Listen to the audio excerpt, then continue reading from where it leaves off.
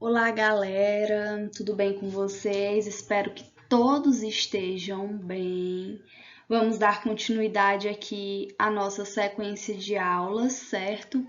E agora com uma pequena mudança, agora as relações métricas no triângulo retângulo e também na circunferência, não necessariamente nessa aula, mas a partir dessa.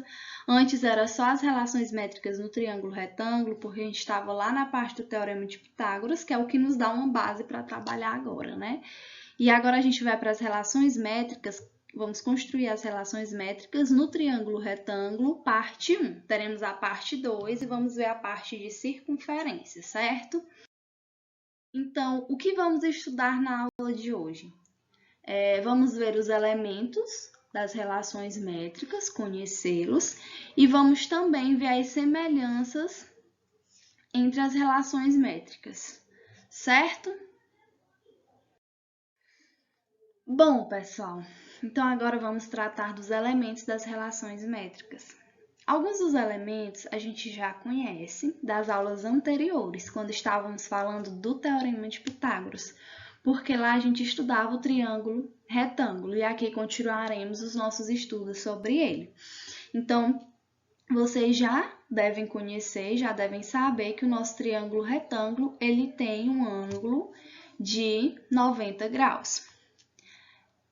Vamos lembrar aqui que denominamos esse lado aqui como A, né? Então, que é o nosso maior lado. E o nosso maior lado, como lembramos, é a hipotenusa. E temos também os nossos dois outros lados, que é o lado B, que é o nosso cateto, e o lado C, que é o nosso segundo cateto. Então, traçamos uma altura relativa à nossa hipotenusa. Quando fazemos isso, vamos ter que a nossa altura relativa à hipotenusa. A partir disso, a gente cria dois ângulos de 90 graus. E esse ângulo, ele não existe mais. O que passa a existir é esses dois ângulos de 90 graus, certo? Até aí já sabemos. Professor, e o que queremos com isso? Bom, descobrir os novos elementos que vamos precisar para entender as relações métricas. Primeiramente, vamos entender uma coisa. Surge aqui um novo triângulo. Vocês conseguem perceber que dentro desse triângulo geral, aqui temos um novo triângulo. E o A, ele é a distância geral dessa hipotenusa do triângulo maior. Então, aqui surge um lado e ele precisa de uma denominação. Denominamos aqui, no caso, como N. E o que seria o N? O N é a projeção do cateto B sobre a nossa hipotenusa. Professora, o que é projeção? Bom, a projeção vocês podem entender como uma sombra que reflete. Por exemplo, aqui eu coloquei essas setas em direção abaixo, né? Porque quando eu coloco uma lanterna aqui em cima, a luz ela reflete logo abaixo. Então, o meu B, quando refletido, ele vai dar justamente o nosso N, certo, pessoal? Então, é a projeção desse cateto sobre a nossa hipotenusa. Da mesma forma, ocorre com o nosso outro lado, que no caso também precisa ser denominado, porque aqui a gente tem um novo triângulo. E no caso denominamos aqui de M. M seria a projeção do cateto C sobre a minha hipotenusa, né?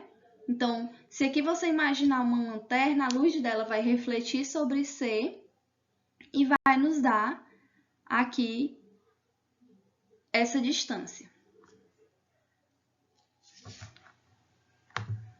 Então, pessoal, acabamos de conhecer como fica o nosso triângulo retângulo, após conhecer alguns dos elementos que eram desconhecidos até então. A nossa projeção do cateto C e a nossa projeção do cateto B, que nos dá, então, dois novos triângulos, se vocês bem perceberem. E aqui a gente precisa entender e conhecer as semelhanças que existem nas relações métricas desses três triângulos. Vamos aqui separá-los para podermos entender melhor, certo? Inicialmente surge um primeiro triângulo.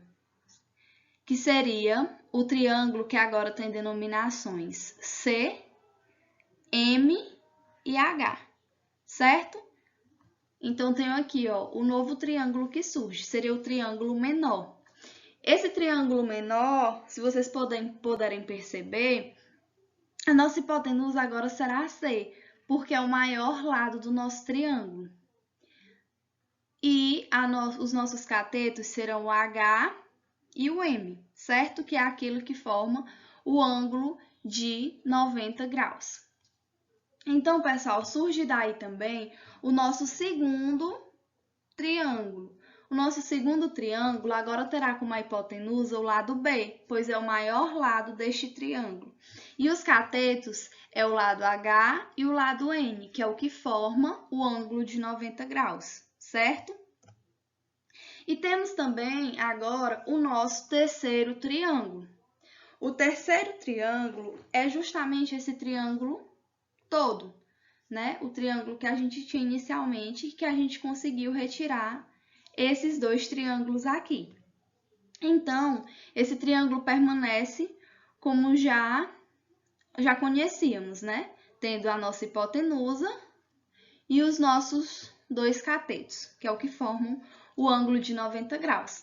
Então, a partir destes triângulos que construímos, a gente vai conseguir ver uma relação, uma semelhança entre eles, certo? É necessário ainda voltarmos ao conteúdo que fala sobre complemento, suplemento, onde a gente tem que dentro de um triângulo, né, a gente vai ter a soma dos seus ângulos internos dando 180 graus. É muito importante lembrar disso. E aqui no caso, em todos os triângulos já temos 90 graus, então restam para os dois ângulos 90 graus, pois 90 mais 90 é igual a 180 graus. Tudo bem, pessoal? Vamos assistir o vídeo que vem a seguir? Bom, pessoal, antes de começarmos a ver a semelhança dos triângulos, desses 3 triângulos que a gente acabou de construir no slide passado, é necessário lembrarmos que a soma dos ângulos internos de um triângulo, elas são 180 graus. Então, ao somar esse ângulo de 90 graus, que já é nosso conhecido, e esses dois ângulos, que eu vou denominar sendo ângulo linha aqui e ângulo duas linhas, essa soma aqui deve dar 90, para que somado dê 180. Para encontrarmos esses dois triângulos, a gente traçou uma altura em relação a esse triângulo. E quando traçamos, conseguimos perceber, construir, no caso, dois ângulos retos aqui, certo? Então, é necessário vocês lembrarem desse triângulo como um todo. Então, nesse triângulo, eu tenho o ângulo linha, o ângulo de 90 e o ângulo duas linhas aqui, né? Então, vocês podem perceber que esse triângulo menor, ele está dentro desse triângulo, né, pessoal? Então, ele já tem o ângulo de 90 graus, mas os dois, eles devem dar mais 90 para poder completar os 180. Esse aqui, se vocês perceberem, já é o nosso ângulo linha, como a gente já tinha determinado aqui. E esse aqui já tem o meu ângulo de 90 e é também o meu ângulo duas linhas, como já tínhamos determinado aqui. Então, aqui eu tenho o ângulo duas linhas. Então, aqui já percebemos uma semelhança entre esses triângulos, né? Nesse caso aqui, temos o ângulo linha e o ângulo de 90. Então, o meu ângulo restante, ele será o ângulo duas linhas. Neste caso, eu tenho o ângulo duas linhas e tenho o ângulo de 90. Então, me resta o ângulo linha. E se vocês voltarem, aqui eu tinha que era o meu ângulo de 90 graus. E no início eu falei que o meu ângulo linha, somado com o meu ângulo duas linhas, eles dariam também 90 para que somados e juntados a esse ângulo de 90 graus, desse 180 graus.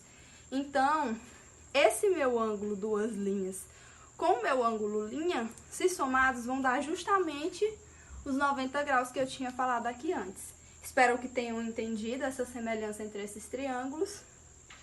Então, pessoal, como a gente acabou de ver no vídeo, existe uma relação de semelhança entre os três triângulos. onde todos os nossos triângulos, os nossos 3 triângulos que a gente está trabalhando, todos têm um ângulo de 90 graus, né? Então, já começa aí uma semelhança entre eles. E também conseguimos perceber que todos eles têm o ângulo uma linha, que a gente denominou, né? Ângulo linha, a gente denominou nesse inicialmente. E todos têm o ângulo duas linhas, né? Então, daí tem-se uma semelhança dos 3 ângulos nesses 3 triângulos. Então, pessoal, é importante sempre lembrar que esse ângulo de 90 graus está em todos os nossos triângulos e que esses dois ângulos, o ângulo linha e o ângulo duas linhas somados, eles vão dar 90 graus, certo? Muito obrigada pela atenção. Essa é a nossa referência. Espero que tenham gostado da. Até a próxima!